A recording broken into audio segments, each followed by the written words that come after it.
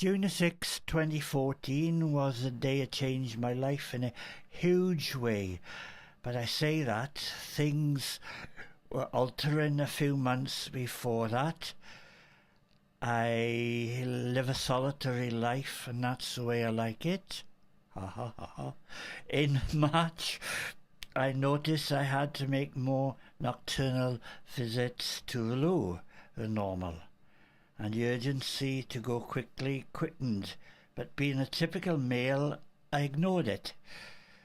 On the 29th of March, I had a mini break in Tenby for 2 days, and now the urgency was going so bad, I had a few accidents on the way, mainly something running down my leg, which was really awful. Right, a visit to my GP was needed as quickly as possible. Back home, a lovely GP had done the dreaded DRE examination, which is not very nice for either of us. He referred me to a specialist in Princess Wales Hospital, Bridgend. This time I had a female nurse doing the examination again. I told her I was needed a biopsy to start. Now I really started to worry. Even though people were being kind and saying to me, well, it's going to be okay, Ron, no need to worry. A few weeks of waiting for the letter to come through the door. It was, of course, the letters always came on a Saturday, with details how it would be done, a biopsy.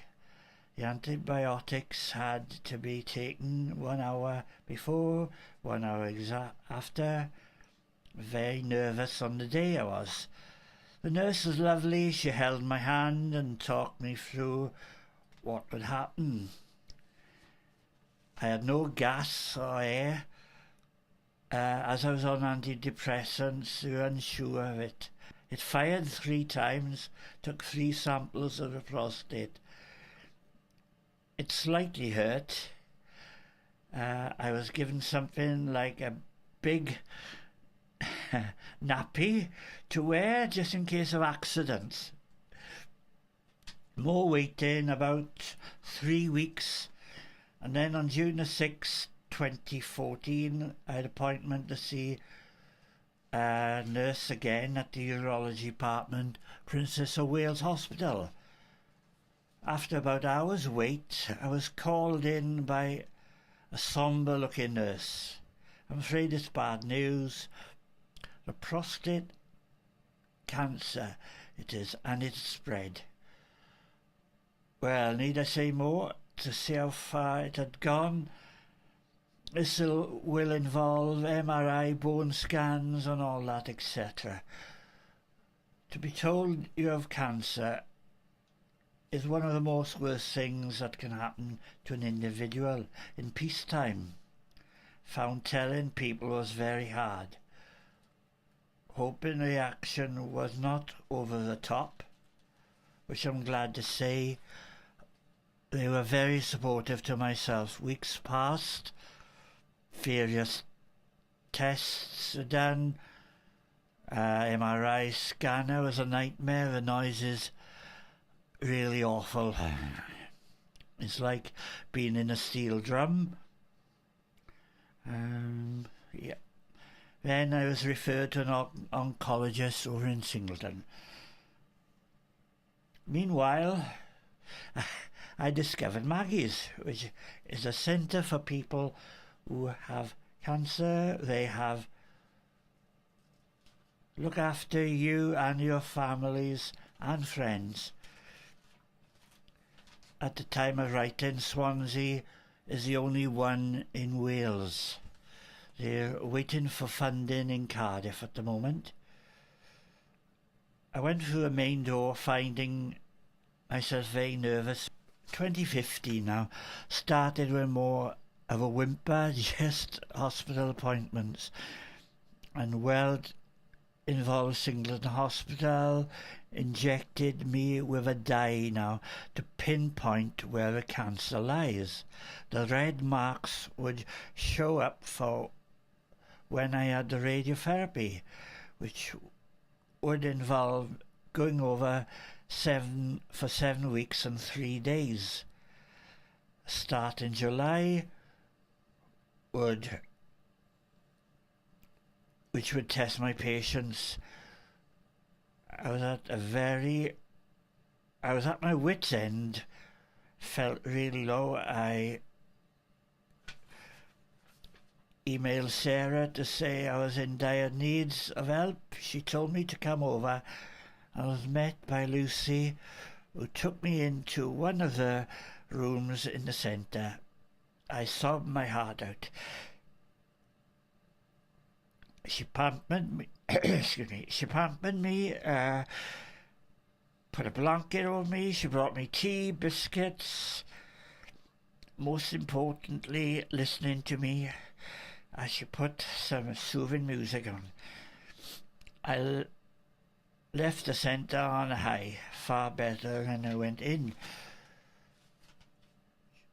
July had starting date for radiotherapy.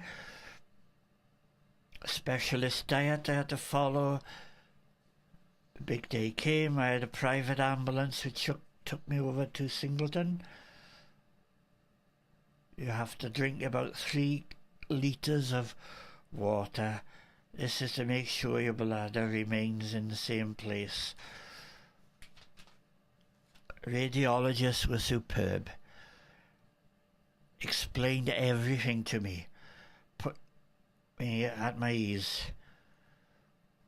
Then on the second week, something nasty happened. I had a phone call.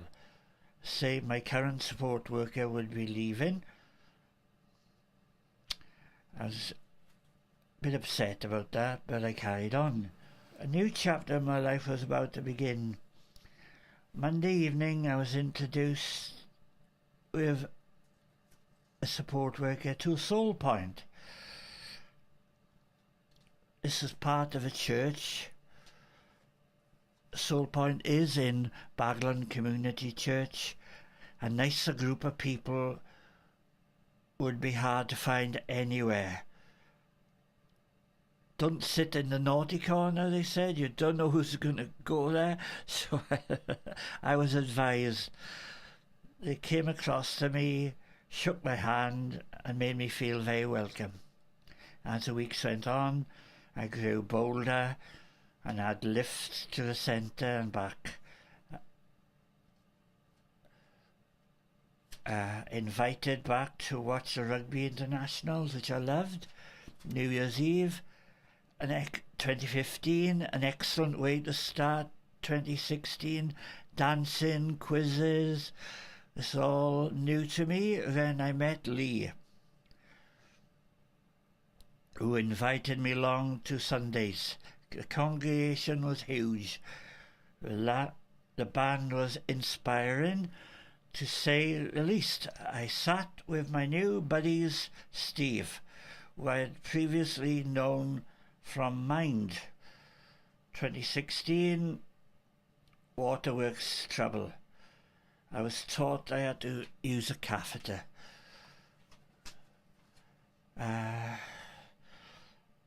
March 2016, 3 of us, along with Lee Davis, went to his testimony. That was set in a small church somewhere in Swansea. I listened intently to what he had to say and was most impressed. On Monday evening, we began singing at first, just me and Lee. Then it just grew and grew. And on a Monday evening, I spoke to Lee about being saved, and we done that together.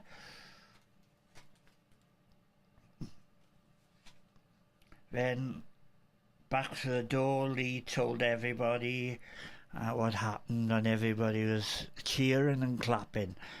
is really, really good. I still mess up big time some days, but ask for forgiveness. My mission now seems to visit many of Maggie's centres as possible already, having been to Charing Cross, London, Oxford, Nottingham, Merseyside, and have Manchester to visit in August. I love such days out like this, apart from when I get my hormone jabs, but which I won't finish until 2018. Now I'm singing on my own, which is real fun. At time of writing, I'm waiting to see the pastor Neil. Well, I've seen him already, to be baptised and be a member of the church. So my journey isn't over yet. The 9th of July will be a fantastic day for everyone. Thank you.